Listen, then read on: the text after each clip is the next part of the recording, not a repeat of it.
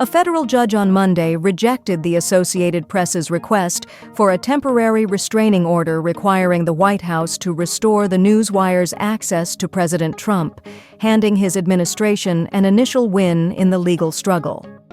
Judge Trevor McFadden cited the fact that the AP waited more than a week to file the suit as evidence that there wasn't a dire situation or irreparable harm caused by waiting for a trial, according to reporters in the courtroom.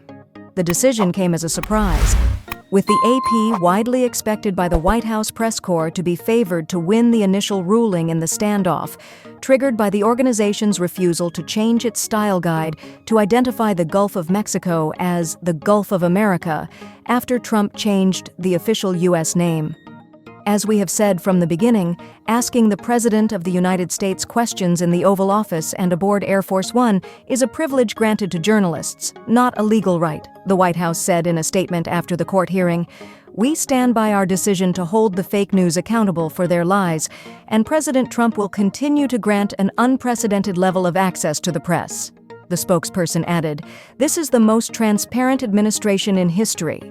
The AP argued in its lawsuit that its free speech and due process rights were being violated by being refused access to Trump's events, including as members of the daily press pool. McFadden, who was nominated by Trump during his first term, hinted that he believed the AP might have a better shot when the matter goes to trial. Another surprise, as that had been viewed by insiders as a shakier stage in litigation for The Wire. The judge said at one point he considered it problematic that the White House had just discriminated against one organization. Initial press access rulings have favored journalists in the past. Journalists Jim Acosta of CNN and Brian Karem, now of Salon, had their press badges swiftly restored in Trump's first term after they were revoked for refusing to relinquish a microphone at a press conference and exchanging heated words with a Rose Garden guest, respectively. Associated Press reporters traditionally have enjoyed VIP access to presidents compared to journalists from other outlets because they are deemed a wire service, alongside Reuters and Bloomberg.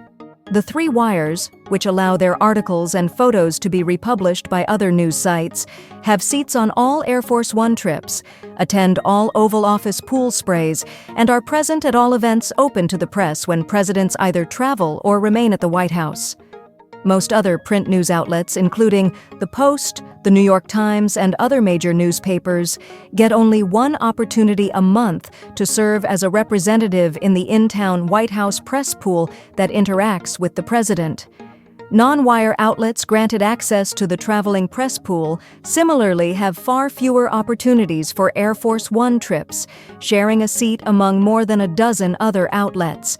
The pool is assembled through historical deference by the White House Correspondents Association, an organization that comprises outlets covering the White House. The AP's exclusion has broadly troubled news outlets concerned about historical precedent. Trump said last week that he personally approved of the exclusion. "We're going to keep them out until such time as they agree that it's the Gulf of America," Trump said at a press conference at his Mar-a-Lago residence in Palm Beach, Florida. The Trump White House has argued that it's taken steps to increase press freedom despite the AP fight. Press Secretary Caroline Leavitt, who is named in the lawsuit, began her tenure vowing to restore 400 press badges that the Biden administration revoked under a policy designed to screen out independent journalists. She also launched a new 50th briefing room seat that would be occupied by a rotating cast of social media influencers and journalists without a permanent seat in the room. Other administrations have restricted press access at the White House in the past.